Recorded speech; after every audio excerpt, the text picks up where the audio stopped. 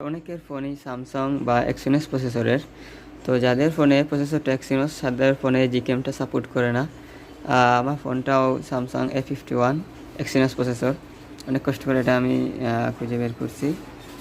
এই দেখেন, এটা হলো Gcam 8.0, লেন্স ব্লার সেটিং সব কিছু আছে, আপনারা দেখে নিতে পারেন।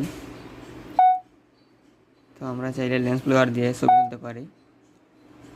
ধরেন এইরকম ক্লিক করলাম, তারপর এটা একটু উপরের দিকে নিলাম, দেখেন ছবিটা প্রসেসিং হচ্ছে। তো ওই দেখেন ব্যাকগ্রাউন্ডটা ব্লার হয়ে গেছে। এটা মোটামুটি সব ফোনেই হবে।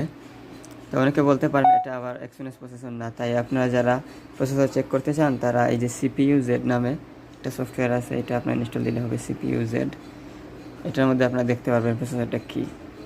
তো আমার ফোনের প্রসেসরটা আপনাদেরকে দেখিয়ে দিচ্ছি। এই দেখেন, এইটা হচ্ছে আমার ফোনের প্রসেসর এক্সিনোস স্যামসাং 9611, এটা হচ্ছে আমার প্রসেসর। তো আমার এই জিকেমের লিঙ্কটা আমি দিয়ে দিব ডেসক্রিপশন বক্সে অথবা প্রথম কমেন্টে। তো কীভাবে ডাউনলোড দিবেন আমি একটু দেখিয়ে দিই আপনাদেরকে। এখানে কিছু এড আসতে পারে, আপনারা 5 সেকেন্ড ওয়েট করতে হবে। এখানে এডে একটু ঝামেলা করে আসলে।